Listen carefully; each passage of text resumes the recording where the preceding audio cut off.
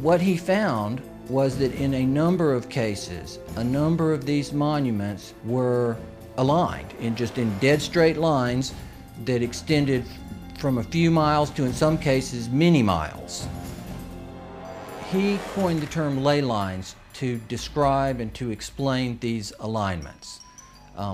Watkins believed that there are some type of grid lines that run through the earth, of lines of energy or magnetism or electromagnetism or some other kind of attraction over the earth. And that's what he described as ley lines.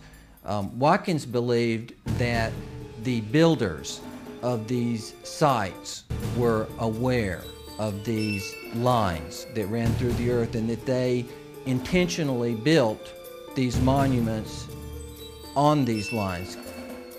While Watkins' findings were not openly received by all, his views have been most often embraced by members of the esoteric community. In the occult, there's this concept of ley lines, L-E-Y, which are lines of force that some people say are like the acupuncture points of the earth. And you always want to build things on a ley line. All of the great cathedrals of Europe are built upon these ley lines, which are like currents of power. These currents of power are thought to have magical significance. Some believe they act as portals for spirits to travel to and from the ancient monuments that fall within these alignments. But the question remains, were such power lines important to the builders of early American cities? Were they aligned with a secret purpose in mind? It's very important where the pyramid of Khufu is built, the Great Pyramid. And it's very important where Stonehenge is built. There are several great circles that ancient monuments are aligned with. And in some cases, ancient and modern development is aligned with. Extending the alignment from Boston to the northeast towards Europe, the alignment crosses over the Atlantic and crosses into England and crosses over Stonehenge, which of course is one of the more significant monuments, certainly in England and arguably anywhere. Can it be coincidental that the early colonists built these 5 cities in perfect alignment with each other and in perfect alignment with Stonehenge? Allison admits that many of the ancient monuments are aligned on ley lines or great circles within a fraction of 1 degree, a distance that sometimes equals 15 or 20 miles. But in the link between the Old World and the New, there is a 0 deviation between the 5 American cities and England's mysterious Stonehenge. According to Allison, they are perfectly aligned.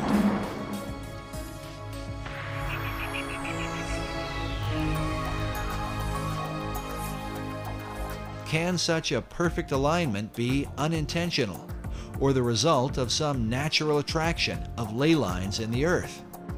There's some dispute about that amongst people who studied these ley lines as to whether the builders were aware of an attraction and they built it for that reason, or whether there was possibly an attraction that they were unaware of, but nonetheless caused them to build these sites in alignment. But the simple fact is they are aligned. But the evidence continues. America's capital city, Washington, D.C., is said to be positioned on the 77th meridian west, considered a sacred location referred to as God's longitude. In his book, Marking Time, author Duncan Steele argues that the early expedition of Sir Walter Raleigh, known for the lost colony at Roanoke, was not quite the failure it seemed to be. Raleigh's intent, according to Steele, was not really to establish a colony, but rather to capture God's longitude by locating the 77th meridian.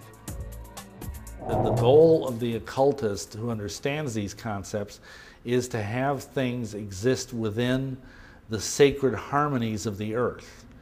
And if indeed they believe that the 77th meridian was somehow very sacred, then it would be incredibly important for them to plant their flag there. In Washington, D.C. is even found Meridian Hill, said to mark the precise location of the sacred longitude. Raleigh himself was a member of Bacon's secret society in England. Was he sent on a mystical journey so that America might be designed according to esoteric principles from the beginning? And how many others came ashore as a result of the Baconian influence? The Rosicrucians came ashore very early on in the founding of the New World.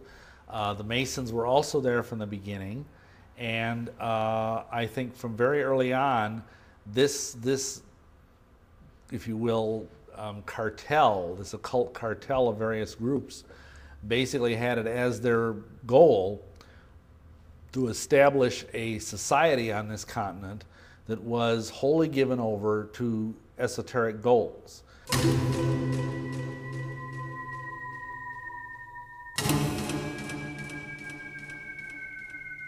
The Rosicrucian Order, with its modern headquarters in San Jose, California, has for centuries been linked to Freemasonry. Well, you have to understand that Freemasonry is simply the modern-day manifestation of the ancient mystery religions. The ideas of Masonry have been around literally for thousands of years. And of course, Rosicrucianism was simply a forerunner of modern-day Masonry. The order takes its name from its primary symbol, the rose and cross. Like Masonry, the Rosicrucians traced their religion to the mysteries of ancient Egypt. Their power base in San Jose centers around an Egyptian museum.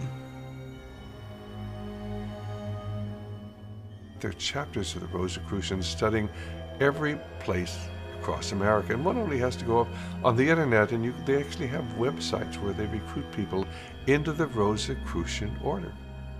People have no idea that these people are even here.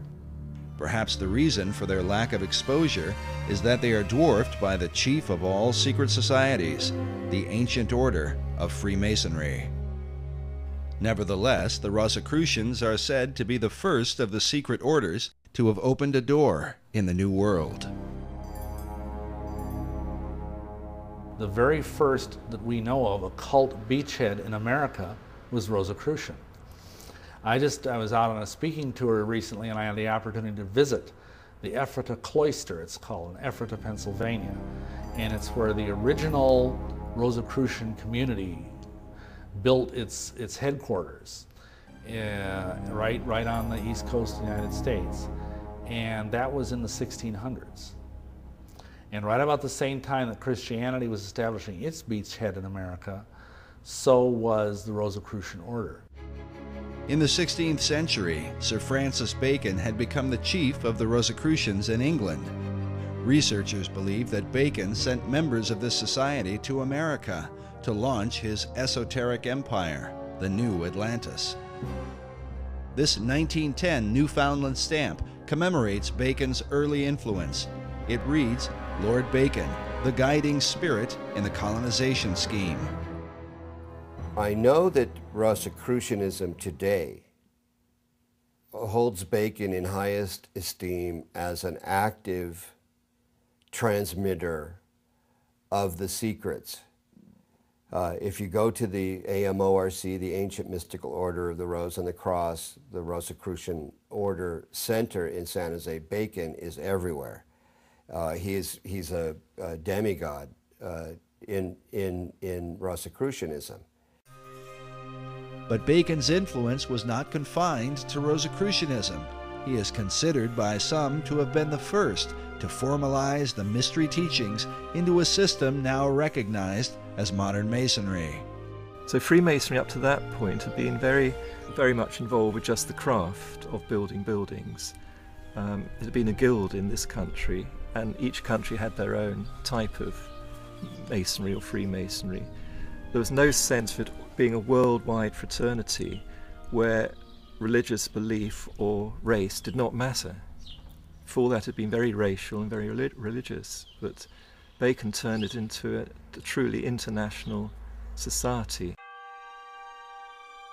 This international society would also come to the New World. And while Bacon's Rosicrucians would